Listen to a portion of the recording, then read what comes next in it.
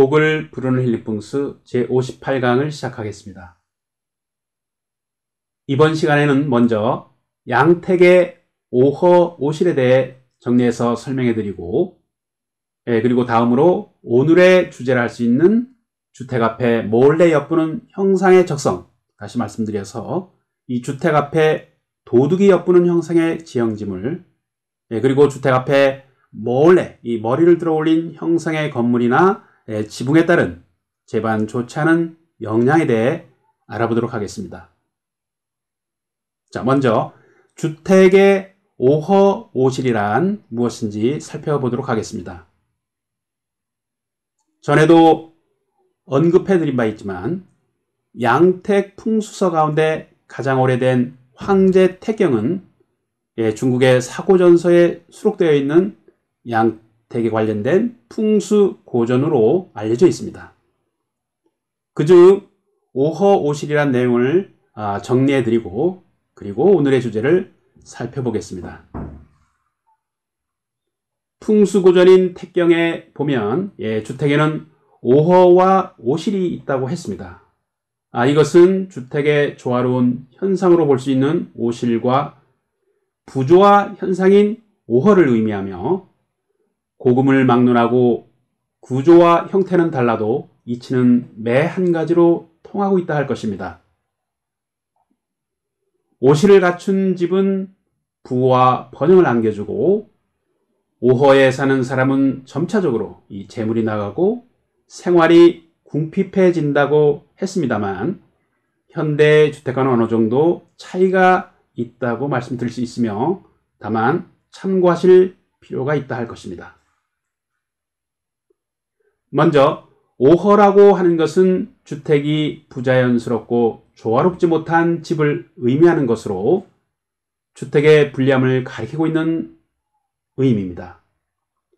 첫 번째로 집은 큰데 사람이 적은 경우입니다.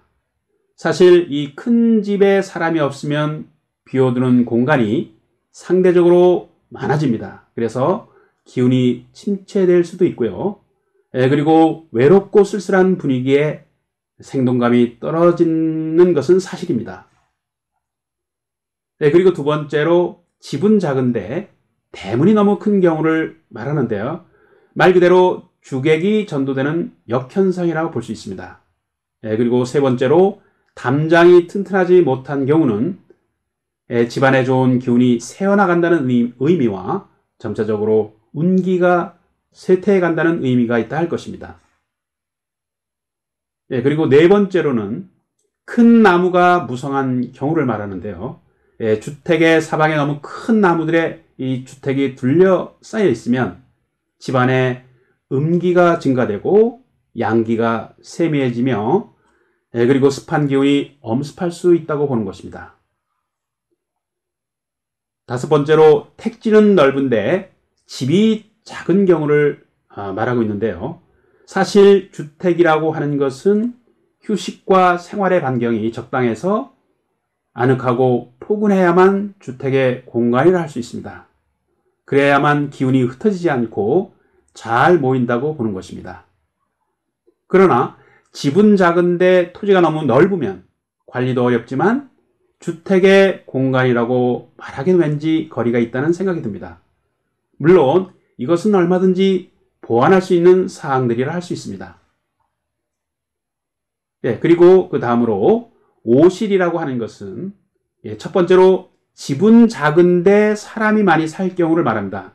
이것은 꼭 집이 작다고 하는 것보다는 모름지기 집안에는 주택의 공간에 알맞게 사람이 살아야 한다는 뜻으로 조화성을 의미한 말로 간주됩니다.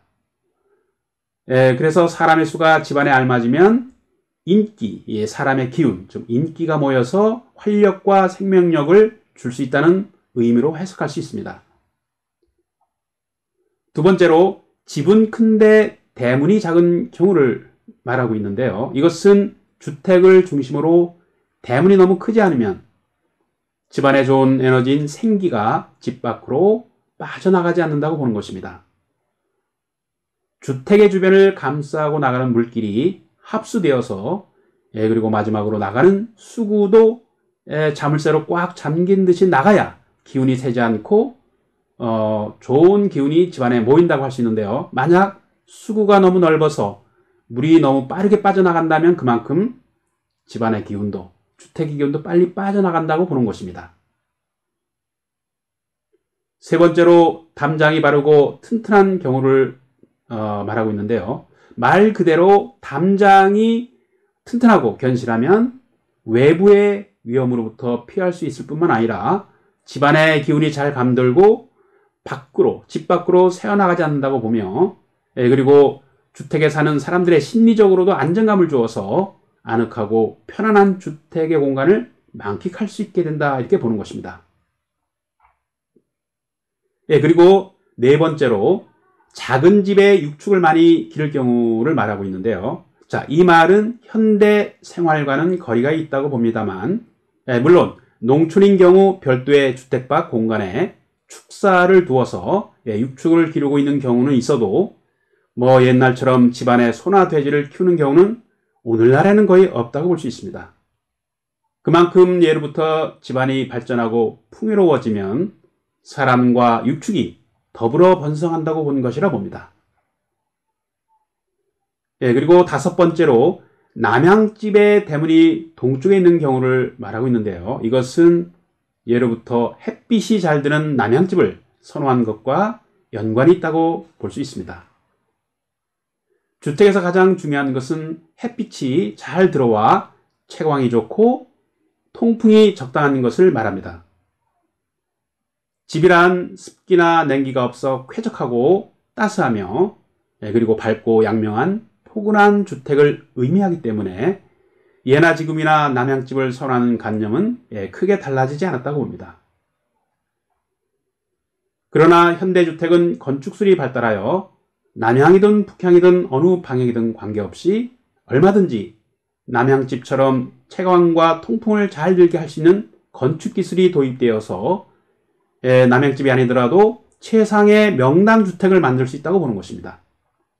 물론 가장 중요한 것은 어느 주택이든 간에 이 풍수적 지세를 기본으로 해서 입지 조건이 이루어지는 것이 무엇보다 중요하다라는 말씀을 드립니다. 자, 그러면 주택 앞에 도둑이 엿보는 형상의 지형 지물이란 어떤 영향을 주는지 살펴보도록 하겠습니다. 한눈에 보아도 험상한 돌과 암석으로 이루어진 추악한 봉우리가 있든지, 혹은 옆으로 불안하게 비뚤어진 봉우리가 있거나, 혹은 금방이라도 무너지고 떨어지는 것 같은 형상은 불길하다 했습니다. 혹은 도둑처럼 살짝 엿보고 넘겨보는 형상이 있거나, 이상한 암석과 기괴하게 생긴 바위가 산의 위쪽 또는 아래쪽에 보이거나, 골짜기 바람이 불어오는 곳에 집을 짓거나 하면 좋은 기운이 모이지 않고 흩어짐으로 해서 사람이 살기에 적합하지 않은 곳이라 했습니다. 몰래 넘겨다보는 형상, 즉 풍수적 용어로 규봉사라 하는데요. 이 규봉사는 남몰래 넘겨다보는 형상으로서, 규봉사가 있는 곳은 남의 재산을 탐하거나 도적질하는 자손이 날 수 있고, 아니면 반대로 크게 도적을 맞거나 남에게 사기당하는 무서운 흉사로서 혈장이나 주택에서 보이는 것을 꺼린다고 했습니다. 방금 말씀드린 풍수적 용어의 뜻 그대로 규봉이라고 하는 것은 도둑이 담장에 얼굴을 내밀고 남의 집을 넘보는 형상으로 보일 듯 말 듯 하는 것이 가장 무섭다고 했으며, 옛말에 이르기를 앉으면 보이지 않고 서면 보이는 규봉은 반드시 사람에게 해를 끼친다고 했습니다. 주택의 문입구에 머리를 내밀고 몰래 엿보는 형상의 산이나 건물이 있으면 도난이나 피습을 당하기 쉽다고 했습니다. 만약 집안의 기운마저 좋지 않으면 더욱 더 좋지 않다고 보는 것입니다. 이러한 집은 부녀가 좋지 않은 일을 당하기 쉽다고 하는 형상으로 현대도시 건축은 대부분 높은 빌딩이므로 오늘날 사회에서는 살인이나 도난 등 사회적 사건들이 매우 많이 발생하는 현상을 부인할 수 없습니다. 집 뒤를 바치고 있는 산이 음택에서 말하는 일명 규봉처럼 집을 살며시 엿보거나 들여다보고 있는 듯한 형상이면 집안의 도둑을 크게 맞고 금전상의 큰 손해를 보거나 그리고 재물의 손실이 크게 발생한다는 불길한 봉우리로 간주되어서 이러한 흉상을, 아주 흉한 상을 방비하기 위해서는 나무나 다른 건축물로 보이지 않게 막아주기도 합니다. 자, 지금까지 말씀드린 이 도둑처럼 엿보는 어떤 지형지물, 즉 적성에 대한 풍수적 보완 방법은 있는지 알아보도록 하겠습니다. 살고 계신 주택의 담장 밖에 타인이 살고 있는 주택의 지붕 뾰족한 끝부분이 일부 보인다면 이것은 바로 도적이 살짝 엿보는 형상의 적성이라고 하는 것입니다. 풍수지리 양택학에서는 이러한 형상을 매우 흉한 상으로 보는 것이죠. 그래서 이러한 형상은 늘 도둑을 집안으로 끌어들인다고 보는 것입니다. 만약 살고 계신 주택이 이러한 흉상이 보인다면 화면의 그림처럼 해결법을 제시해 드리겠습니다. 해결 방법은 살고 계신 주택의 문 위쪽에 둥근 거울을 부착하시면 살을 막을 수 있다고 보는 것입니다.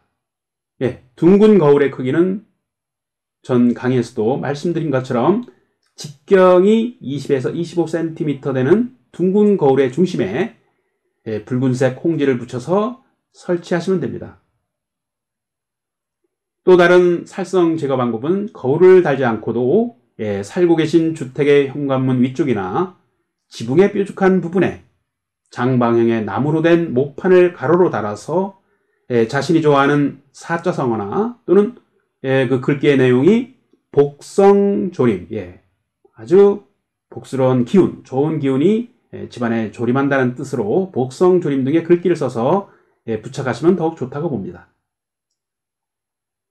예로부터 양택학에서는 산은 사람을 다스리고 물은 재물을 다스린다라고 해서 산과물을 매우 중시해 왔습니다.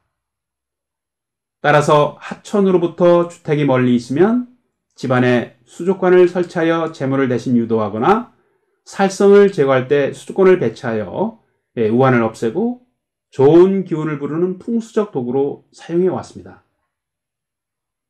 집안 거실에 수족관을 배치하실 때는 거실의 왼쪽인 청룡방 위에 배치하시면 매우 길하다고 보는 것입니다.